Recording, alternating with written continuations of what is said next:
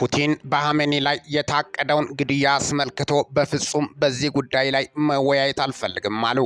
እስራኤል የኢራኑን ጠቅላይ መሪ አያቶላይ አሊ ሐሜኒን ለመግደል ወጥና አሜሪካ ውድቅ ማድረጓ በተሰማ ማግስት ይህንን በተመለከተ አስተያየታቸውን የተጠየቁት የሩሲያው ፕሬዝዳንት ቭላዲሚር ፑቲን በፍጹም በዚህ ጉዳይ ላይ መወያየት አልፈልግም የሚል ምላሽ ሰጥቷል። የጠቅላይ መሪ አያቶላይ ሐሜኒ ሊገደሉ ስለሚችሉ ሁኔታዎች የተጠየቁት የሩሲያው መሪ ስለሚቻልበት ጉዳይ በጭራሽ መወያየት አልፈልግም፣ በፍጹም አልፈልግም የሚል ምላሽ ሰጥተዋል። ሚኪ ነኝ። ይህ ሚኪ ታቦር ኢንፎ ነው። ይህንን ቻናል ሚኪያስ ታቦርን ሰብስክራይብ በማድረግ ወቅታዊና ታማኒ መረጃ ያለም አቀፍ ያገኙ እስከ መጨረሻው እንድታደምጡኝ በትህትና ጠይቃለሁ። የጠቅላዩ መሪ አያቶላይ ሐሜኒ ሊገደሉ ስለሚችሉበት ሁኔታዎች የተጠየቁት የሩሲያው መሪ ስለሚቻልበት ጉዳይ በጭራሽ መወያየት አልፈልግም፣ በፍጹም አልፈልግም የሚል ምላሽ ነው የሰጡት። ይህንን ሁሉ እሰማለሁ፣ ነገር ግን ልወያይበት እንኳን አልፈልግም ስሉ በሴንት ፒተርስበርግ በነበረው የኢኮኖሚ መድረክ የጎንዮሽ ውይይት ለጋዜጠኞች ተናግረዋል። ቀደም ሲል በአጃንስ ፍራንስ ፕሬስ ኢራን የሩሲያ እርዳታ ጠይቃ እንደሆነ የተጠየቁት ፑቲን የኢራን ወዳጆቻችን እርዳታችንን አልጠየቁም ብለዋል። አሜሪካ የጦር ጄቶችን ጨምሮ የጦር መሳሪያዎችን ወደ መካከለኛው ምስራቅ እያንቀሳቀሰች ነው። አሜሪካ ከእስራኤል ጋር ተሰልፋ ኢራንን ልታጠቃ ትችላለች የሚሉ መላምቶች በተበራከቱበት በአሁኑ ወቅት አሜሪካ በተለያዩ የጦር ሰፈሮች የሚገኙ የጦር ጄቶችን ጨምሮ የጦር መሳሪያዎች ወደ መካከለኛው ምስራቅ እያንቀሳቀሰች መሆኑ ተገልጿል። በቀጠናው ወደ 40 ሺህ የሚጠጉ የአሜሪካ ወታደሮች እንዳሉ የአሜሪካ ባለስልጣናት በቅርቡ ተናግሮ ነበር። ባለፉት ጥቂት ቀናት ቢያንስ 30 ወታደራዊ አውሮፕላኖች አሜሪካ ከሚገኘው የጦር ሰፈሮች ወደ አውሮፓ ተንቀሳቅሰዋል። ሁሉም የጦር ጄቶች ተዋጊና ቦምብ ጣይ ጄቶችን ነዳጅ ለመሙላት የሚያገለግሉ የአሜሪካ ወታደራዊ ታንከር መሆናቸው ተነግሯል። የአሜሪካው ጎምቲዝ የተሰኘው አውሮፕላን ተሸካሚ መርከብ ከበርካታ የሚሳይል አውዳሚዎች ጋር ከደቡብ ቻይና ባህር ተነስቶ ወደ መካከለኛው ምስራቅ እየቀዘፈ ነው። ሌሎች የጦር መርከቦች በኦማን ባህር ሰላጤና በፋርስ ባህር ሰላጤ የሚገኝ ሲሆን እስራኤል የኢራን ሚሳይሎችን እንድትመታ ረድቶታል። አሜሪካ ኤፍ-16፣ ኤፍ-22 እንዲሁም ኤፍ-35 ተዋጊ ጄቶችን ወደ መካከለኛው ምስራቅ የጦር ሰፈሮች ማዛወሯን ሮይተርስ የዜና ወኪል ዘግቧል። ኢራን የሀይፋ ነዋሪዎች አካባቢያቸውን ለቆ እንዲወጡ አስጠነቀቀች። ኢራን የእስራኤሏ ሀይፋ ከተማ በተወሰነ ክፍል ያሉ ነዋሪዎች ለሕይወታቸው አደጋ ስለሚኖር አካባቢያቸውን ለቆ እንዲወጡ ማስጠንቀቂያ አስተላለፈች። ሀይፋ ባለፈው ሳምንት በኢራን የሚሳኤሎች ጥቃት ተፈጽሞባታል። የእስራኤል ጦር አብዛኞቹ ሚሳኤሎች እንደከሸፉ ቢያስታውቁም አንዳንዶቹ ግን የተለያዩ ስፍራዎችን መምታታቸውን አምኗል። ኢራን የእስራኤል ወታደራዊ ማዕከላትና የጦር ሰፈሮች ላይ ድሮኖች እንዲሁም ሚሳኤሎችን እያስወነጨፈች ትገኛለች። ከእስራኤል ጋር የጠበቀ ግንኙነት እንዳላቸው የምታመኑ የመረጃ መንታፊዎች ከኢራኑ የክሪፕቶ ድርጅት $90 ሚሊዮን ዘረፉ። ከእስራኤል ጋር የጠበቀ ግንኙነት አለው ተብሎ የምታመነው የመረጃ መንታፊዎች ቡድን ፕሬዳቶሪ ስፖራው ከኢራኑ ትልቁ የክሪፕቶ ኩባንያ ኖቢቴክስ $90 ሚሊዮን ዘረፈ። ቡድኑ ገንዘቡን ከዘረፈ በኋላ መገኘት ወደማይቻልበት ስፍራ ልኮታል ተብሏል። መንታፊ ተሟጋች ነኝ የሚለው ቡድኑ ኢራንን ዕላማ ባደረገ መልኩ መረጃዎችን በመንተፍ ይታወቃል። ቡድኑ ከ1 ዓመት በላይ ከባድ የሳይበር ጥቃቶችን ባይፈጽምም እስራኤል በኢራን የጀመረችውን ጥቃት ጠብቆ ብቅ ብሏል። ከእስራኤል ጋር የጠበቀ ግንኙነት እንዳለው የምነገርለት ቡድኑ ማክሰኞ በኖቢቴክስ ላይ የፈጸመው የሳይበር ጥቃት አዲስ የምንተፋ ማዕበል አካል ነው ብለዋል። ኖቢቴክስ ሽብርተኝነትን በመደገፍና ማዕቀቦችን በመጣስ ቁልፍ የገዢው አካል መሳሪያ ነው ስል ቡድኑ በቴሌግራምና ኤክስ ላይ ጽፏል። በተጨማሪ በመንግስታዊ ባንክ ሴፋ ላይ ምንተፋ መፈጸሙን ተናግሯል። ፕሬዳቶሪ ስፓሮ በኢራን ላይ ለዓመታት የሳይበር ጥቃት ሲፈጽም ቆይቷል። ከ3 ዓመታት በፊት በኢራን የብረታ ብረት ስራዎች ላይ በፈጸመው የመረጃ ምንተፋ ከባድ የእሳት ቃጠሎ አስከትሎ የሰዎችን ሕይወት አደጋ ላይ የከተተ ነው። አሜሪካ በእስራኤል የሚገኙ ዜጎቿን ለማስወጣት ዝግጅት እያደረገች ነው። የእስራኤልንና ኢራንን ግጭት 6ኛ ቀኑን መያዙን ተከትሎ ከእስራኤል መውጣት ለሚፈልጉ ዜጎች እቅድ መውጣቱን በእስራኤል የአሜሪካ አምባሳደር ማይክ ሃክቤ ገልጿል። አምባሳደሩ በኤክስ ገጻቸው አስቸኳይ ማስታወቂያ በሚል ባጋሩት መልእክት በኢየሩሳሌም የሚገኘው የአሜሪካ ኤምባሲ ከሀገር የመውጣት በረራዎችን እንዲሁም የመርከብ ጉዞዎችን እያዘጋጀ ነው ብሏል።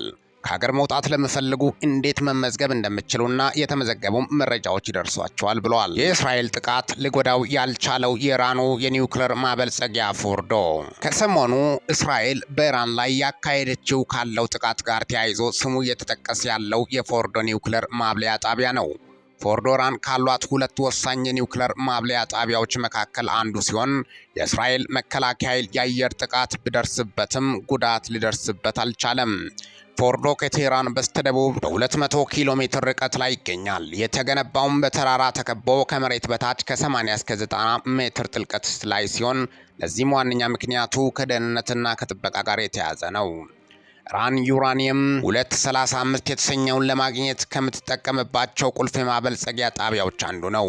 የፎርዶን የኒውክሌር ማብለያን መድረስ የሚችለው የአሜሪካው 14000 ኪሎ ግራም ገደማ የሚመዝነው በንከር በስተር የተሰኘ ቦምብ እንደሆነ እየተነገረ ነው። ቦምቡ ከመሬት ስር ያሉ ስፍራዎችን እንዲሁም ከፍተኛ ጥበቃ የሚደረግላቸውን የተቀበሩ የጦር መሳሪያዎችን ለማውደም ታልሞ የተሰራ ነው። ቦምቡ ከመፈንዳቱ በፊት መሬት፣ አለት ወይም ድንጋይ ሰንጥቆ በመግባት ሳይፈነዳ መቆየት ይችላል። 6 ሜትር ርዝመትና 14000 ኪሎ ግራም ከመመዘኑ አንጻር የአሜሪካው ቢ2 የተሰኘው መሳሪያ ነው ሊሸከመው የሚችለው። እስራኤል ፎርዶን ብቻዋን ማውደም እንደማትችል እየተገለጸ ነው። አሜሪካ በንከር በስተር የተሰኘውን ቦምብ ለእስራኤል ለመስጠት ከልክላለች። ትራምፕ ኢራን ላይ ጥቃት መፈጸምን በተመለከተ ላደርገው ወይም ላላደርገው እችላለሁ አሉ። የአሜሪካው ፕሬዝዳንት ዶናልድ ትራምፕ አገራቸው በኢራን ጥቃት ትሳተፍ እንደሆነ ተጠይቆ ይህንን ማለት አልችልም፣ ላደርገው ወይም ላላደርገው እችላለሁ፣ ማድረግ የምፈልገውን ማንም አያውቅም፣ ነገር ግን ማለት የምችለው ኢራን ከፍተኛ ችግር ውስጥ ናትና መደራደር ትፈልጋለች የሚል ምላሽ ሰጥተዋል። ትራምፕ ይህንን ምላሽ የሰጡት በዋይት ሀውስ ሲሆን ከኢራን ጋር በተያያዘ ለሚቀርብላቸው ጥያቄ ብዙ ምላሽ መስጠት አልፈለጉም። ሆኖም በቅርብ ቀናት የተናገሩትን አጽንኦት በመስጠት እስራኤል ጥቃት ከመፈጸሟ በፊት ኢራን ለመደራደር ፈቃደኛ መሆን ነበረባት የሚል ምላሽ ሰጥተዋል። በአንዳንድ የኢራን ከተሞች የምግብና የነዳጅ እጥረት መከሰቱን ነዋሪዎች ተናገሩ። 6ኛ ቀኑን ከያዘው የእስራኤል ጥቃት ጋር በተያያዘ በኢራን ውስጥ በሚገኙ ከተሞች የምግብና የሌሎች አቅርቦቶች እጥረት መከሰቱ ተዘግበዋል። ይህንን በተመለከተ የቢቢሲ ፐርሺያ ወይም ፋርስ ቋንቋ አገልግሎት ኢራን በያሉበት አካባቢዎች ስላለው ሁኔታ የሚመለከቱትን እንዲያጋሩ በጠየቅናቸው መሰረት የምግብ አቅርቦት እጥረት እንዳለ ተናግሯል በማለት በሪፖርቱ አሳይቷል። ካራጅ የተባለው ከዋና ከተማ ቴህራን ወጣ ብላ በምትገኝ ከተማ የሚገኝ ግለሰብ እንዳለው ማምሻውን ፍራፍሬ ለመግዛት ወደ ገበያ ማዕከል ሄጄ መደርደሪያዎቹ ከሞላ ጎደል ባዶ ሆኖ ነው ያገኘሁት። ጨምሮም ከነዳጅ ከትራንስፖርትና ከእስራኤል ጥቃቶች ጋር በተያያዘ ሸቀጦችን ለማሰራጨት ምንም መንገድ የለም። ይህ በጣም አሳሳቢ ችግር ፈጥሮብናል። ሌላ የቴህራን ነዋሪ ደግሞ በአቅራቢያው ባለ መደብር ውስጥ በቂ ሸቀጦች አሉ። ከመደርደሪያዎቹ ላይ ሲያልቁም ወዲያው ይተካሉ። በአሁኑ ወቅት ሰዎች በአብዛኛው የሚሸምቱት የደረቅ ፍራፍሬዎችና ፓስታ ነው። ዳቦ ቤቶች በጣም ጭር ብለዋል። ማደያዎች ግን በተሽከርካሪዎች እንደተጨናነቁ ናቸው ብሏል። የገንዘብ መክፈያ የባንክ ካርዶች እየሰሩ ስላልሆነ ሰዎች ለክፍያ ጥሬ ገንዘብ እንዳይዙ የተመከሩ መሆናቸውንም ነዋሪዎች ገልጸዋል። ከቴህራን አቅራቢያ በምትገኘው ቃዝቪን በተባለች ከተማ ነዋሪ የሆነው ግለሰብ ደግሞ ከዚህ በፊት ብዙ ጊዜ ጭር ብለው ይውሉ በነበሩት ዳቦ ቤቶች አካባቢ ረጃጅም ሰልፎች እየታዩ መሆኑን ተናግሯል። በእስራኤል ውስጥ የሚካሄዱ እንቅስቃሴዎች ቀስ በቀስ እየተከፈቱ ነው። የመከላከያ ሚኒስትሩ የእስራኤል የመከላከያ ሚኒስትር ኢዝራኤል ካትዝ ከኢራን ጋር በገቡት ግጭት ምክንያት ተዘግተው ከነበሩ የአገሪቱ ክፍሎች ውስጥ አብዛኞቹን መክፈት መቻሉን በመግለጽ ይህም በኢራን ላይ የድል ስለመቀዳጀታቸው የሚያበስር መልእክት ሲሉ ጠርቶታል። ካትዝ መንግስታቸው የእስራኤልን ሕዝብ ከመጠበቅ በተጨማሪ ባለው የጸጥታ ሁኔታ ላይ በመመስረት ኢኮኖሚያዊንና የተለያዩ ክልሎችን ቀስ በቀስ በመክፈት ሂደት ላይ ናቸው ብለዋል። ይህም መንግስት ከኢራን በኩል ያለው የጥቃት ስጋት ቀንሷል ብሎ እንደሚያምን ያሳያል። የመከላከያ ሚኒስትሩ ጨምሮም ከኢራን ጋር የሚደረገው ጠንካራ ውጊያ እስራኤል ተጋርጦብኛል የምትላቸው ስጋቶች እስከወገዱ ድረስ እንደሚቀጥልም ተናግረዋል። በግጭቱ 224 ኢራናውያን ሲገደሉ ከእስራኤል በኩል 20 ተገድለዋል። ክብራትና ክብራን የዩቱብ አድማጮቼ እስካሁን ድረስ አብሬያችሁ የቆየሁት ሚኪ ነኝ። የሚኪያስ ታቦር ነው። ይህ የዓለም አቀፍ መረጃ የምንሰማበት ቻናል ስለሆነ ሰብስክራይብ በማድረግ አዲስ የሆናችሁት ቤተሰብ መሆኑን እንዳይረሱ። ከዚሁ ቻናል ደግሞ ወቅታዊና ተአማኒ እንዲሁም ሚዛናዊ መረጃ ያለም አቀፍ መረጃዎች ሲገኙ ወደ አሁኑ ለማግኘት ሰብስክራይብ ስታደርጉ ደወል ምልክቷን ወይም ኖቲፊኬሽን ቤሏን ክፍት ያድርጉ። ያን ሲያደርጉ ወደ አሁኑ የሚለቀቁት መረጃዎች ለእናንተ ይደርሳሉ። ይህንን ቪዲዮ ላይክ፣ ሼርና ኮመንት በማድረግም ላልሰሙት እንዲዳረስ ያድርጉ። ለሰዓታት አጠቃላይ ካሉኝ መረጃዎች ይመስላሉ። በወቅታዊና ጫጭር እንዲሁም ሚዛናዊ መረጃዎች እስከምንገናኝ ድረስ በያላችሁበት ዓለም ክፍል ሰላም ያቆያችሁ።